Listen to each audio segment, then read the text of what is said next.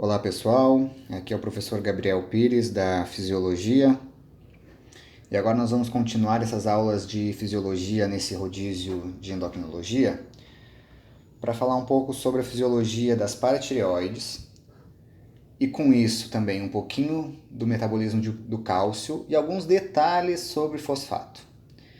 Essa aula é bastante importante principalmente porque paratireoides, cálcio e fosfato não fazem parte do cronograma da fisiologia que vocês tiveram no segundo ano. Então, diferentemente do que nós vimos para adrenal, que era mais uma retomada de conteúdo, aqui entendam que a gente está iniciando um conteúdo. A fisiologia das paratireoides tem algumas peculiaridades bem importantes que vocês não viram anteriormente, então vamos passar para essa aula com bastante atenção. Eu sugiro que vocês separem um tempo para essa aula, tomem notas como se estivessem presencialmente numa aula, para garantir que nós peguemos o conteúdo bem. E caso vocês tenham qualquer dúvida, fiquem à vontade para entrar em contato comigo pelo fórum.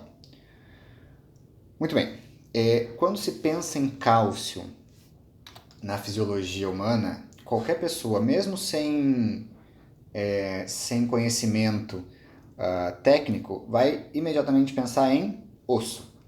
Então entendam que além de tratar de paratireoide, cálcio e fosfato, nessa aula a gente vai tratar por muitas vezes de fisiologia óssea. Por quê? Porque o osso é o principal reservatório de cálcio que nós temos no nosso corpo e também de fosfato. Notem aqui nessa tabela à direita desse slide, 98,9%, quase 99% de todo o cálcio disponível no corpo humano está encontrado nos ossos. Fora o cálcio que está nos ossos, a gente tem cálcio intracelular, correspondendo a meramente 1% de tudo que nós temos biodisponível. Qual é a importância desse cálcio intracelular? O cálcio exerce várias funções de regulação intracelular. Então vocês lembram que contração muscular, a função cardíaca, a exocitose de neurotransmissores, todas essas funções dependem do cálcio.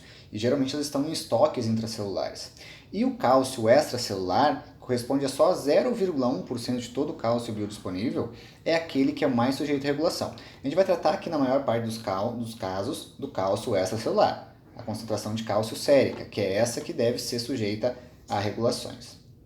O fosfato tem uma situação parecida. O fosfato também é muito mais presente nos ossos, 85% de todo o fosfato no nosso corpo está nos ossos, 14% dele está em compartimentos intracelulares. Notem que existe fosfato no DNA, existe fosfato em proteínas, existe fosfato em muitas moléculas que são constitucionais e parte normal da fisiologia de uma célula. Então, ele constitui tecidos de modo mais comum do que o cálcio. E o fosfato extracelular, sujeito às regulações que nós vamos tratar aqui, corresponde a 1% de todo o fosfato biodisponível. Aqui à esquerda nós temos algumas das funções e dos locais onde se encontram cálcio e fosfato. Então, como eu falei para vocês, o cálcio exerce uma função muito mais regulatória. Ele é constitucional na formação óssea e na formação dos dentes, então é que dá a estrutura a esses tecidos. Mas nesses 4 exemplos que nós temos aqui, na contração muscular, na coagulação, na neurotransmissão e na exocitose, o cálcio ele é um mecanismo de sinalização. O cálcio não deve estar estático, parado em algum lugar exercendo uma função estrutural, mas sim ele deve sinalizar ou iniciar algum fenômeno fisiológico. Esse é o motivo pelo qual, ao longo de toda a nossa aula, o cálcio vai ter uma importância muito mais grande. Por ser um íon regulatório, ele tem que ser muito bem regulado em faixas de normalidade muito estritas. O fosfato não. Notem como o fosfato ele é muito mais relacionado a moléculas estruturais, moléculas que estão presentes no ambiente intracelular em qualquer condição de funcionamento de uma célula. Então, no ATP e nos seus derivados, no DNA e nos outros ácidos nucleicos, nos fosfolipídios e por aí vai. Isso faz com que o fosfato não tenha uma ação tão regulatória, ele é muito mais constitucional, por isso ele é menos sujeito a mecanismos de controle. Bom, de todo esse cálcio, de todo o cálcio que nós temos, do cálcio extracelular, nós temos um valor plasmático de mais ou menos 9,4 miligramas por decilitro, que corresponde a 2,4 milimol por litro. Mas esse valor inteiro ele está disperso em 3 possibilidades. A maior parte desse cálcio que nós temos biodisponível, como vocês veem no gráfico à direita, é o cálcio ionizado que está livre,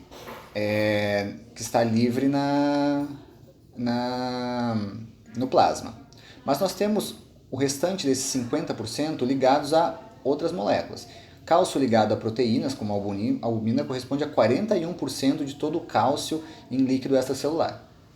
Enquanto nós temos 9% desse total de cálcio correspondendo a cálcio ligado a ânions, a ânion citrato, oxalato e vários outros.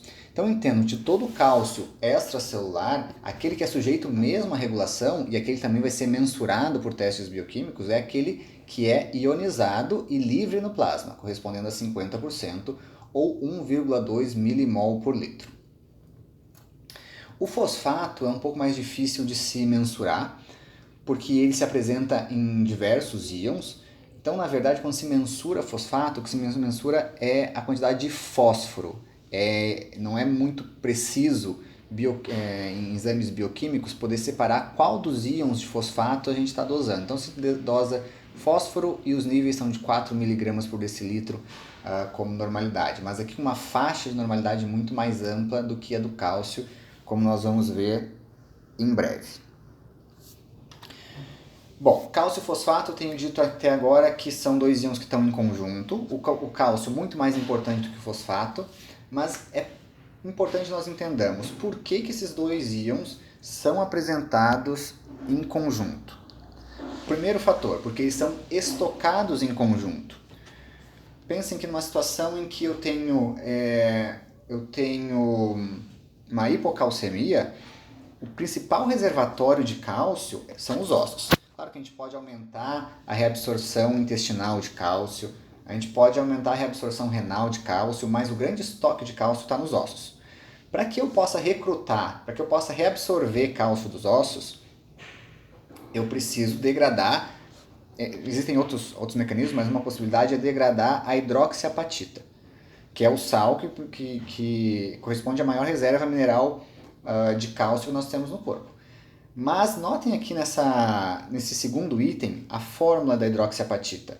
A hidroxiapatita também contém fosfato, o que significa que quando eu degrado a hidroxiapatita, eu aumento a disponibilidade tanto de cálcio quanto de fosfato. Não existe chance de regular apenas um e não o outro quando se trata de fisiologia óssea. Esse é o principal motivo, então, pelo qual cálcio e fosfato estão sempre de mãos dadas. Outros motivos pelos quais isso acontece é porque os mesmos hormônios que regulam a concentração de cálcio também regulam a concentração de fosfato. Em maior ou menor nível, a gente vai ver cada um deles em seguida, mas eles estão sujeitos ao mesmo controle. Os controles são o paratormônio, a vitamina D e a calcitonina. Ambos vão alterar a concentração de cálcio e fosfato no plasma. Às vezes na mesma direção, às vezes em direção oposta. Então não é uma regra comum de que ambos, por exemplo, o que acontece com a hidroxiapatita. Quando eu degrado a hidroxiapatita, eu aumento a biodisponibilidade sérica tanto de cálcio quanto de fosfato. Mas em alguns casos essa regulação vai ser inversa. Aqui a gente consegue notar alguns aspectos importantes de alterações plasmáticas de cálcio e de fosfato. Quais são elas? Em relação ao cálcio, uma hipocalcemia pode levar a, por exemplo, hiperestabilidade do sistema nervoso central. Por que isso ocorre? É por um balanço eletroquímico. Quando eu tenho uma condição de hipocalcemia, as minhas células aumentam sua permeabilidade ao sódio. Aumentando a permeabilidade ao sódio, o grande problema aqui é a possibilidade de nós dispararmos potenciais de ação espontâneos, porque eu altero o potencial de membrana, o potencial de repouso da membrana, fazendo com que o potencial de repouso já supere o limiar de disparo, fazendo com que os potenciais aconteçam espontaneamente. Com isso nós podemos ter uma situação de tetania, nós podemos desencadear crises epiléticas. Notem aqui nessa figura abaixo o reflexo carpopédico, que é um reflexo muito característico de casos de hipocalcemia. O que nós temos aqui? Contrações musculares espontâneas, que são dadas justamente por essa situação em que se aumenta a permeabilidade a sódio. Lembrem que nós falamos anteriormente que a concentração normal de sódio no líquido extracelular é de 9,4 mg por decilitro. Isso considerando todo o cálcio, em qualquer fonte de cálcio extracelular, seja ele iônico, ligado a ânions ou ligado a proteínas. Nós começamos a ter problemas quando problemas graves como a tetania e a epilepsia, quando a gente chega a uma redução até 6 mg por decilitro.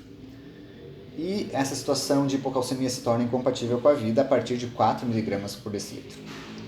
Na hipercalcemia, a situação oposta à hipocalcemia, nós temos basicamente o oposto. É uma depressão do sistema nervoso central, porque aí se reduz a permeabilidade da membrana ao sódio. Eu posso ter um potencial local, mas esse potencial local, como parte de um potencial de membrana muito baixo, vai fazer com que seja muito difícil disparar um potencial de ação. Isso faz com que nós tenhamos uma situação de depressão geral do sistema nervoso central, diminuição de reflexos, aumento do intervalo QT e, a depender do caso, parada cardíaca. Esses efeitos vão acontecer acima de 12 mg por decilitro. Então notem vocês que 3 mg por decilitro de cálcio para cima ou para baixo são ou podem ser um problema. E com o fosfato, o que a gente nota em casos de alterações? Não muita coisa. Talvez uma das coisas que pode acontecer com alterações dos níveis plasmáticos de fosfato é uma hipocalcemia como resultado secundário de uma hiperfosfatemia. Por que isso? Lembre que eu falei que existem mecanismos antagônicos de regulação de cálcio e fosfato, que a gente vai ver daqui a pouco quais são, mas basicamente paratormônio. Numa situação de hiperfosfatemia, eu vou usar de alguns mecanismos fisiológicos para diminuir a concentração de fosfato. Mas ao diminuir a concentração de fosfato, eu também posso diminuir a concentração de cálcio. Então, talvez o principal ponto importante aqui da regulação do fosfato é o fato de que, ao alterar a regulação de fosfato, eu posso, como efeito secundário, regular ou diminuir a concentração de cálcio. Mas notem aqui que é imensamente mais importante que nós nos atentemos a alterações de concentração de cálcio. E onde está esse cálcio? Notem aqui nessa figura, nós temos uma figura de balanço de massa de cálcio. Em qualquer situação na fisiologia humana, quando a gente trata de balanço de massa, significa o seguinte: em uma condição estável, o tanto que eu absorvo ou que eu ingiro, o tanto que eu adquiro de cálcio por dia, deve ser o mesmo tanto que eu excreto de cálcio por dia. Então, se vocês fizerem a soma dos balanços aqui, notem que a ingesta é igual à perda de cálcio. Por exemplo, o que nós ingerimos por dieta, lá no canto superior esquerdo, 1 grama de cálcio por dia, é igual a toda a perda que nós temos por dia, que é de 825 nas fezes e 175 na urina. Então isso aqui é absolutamente igual. Notem que o osso é o principal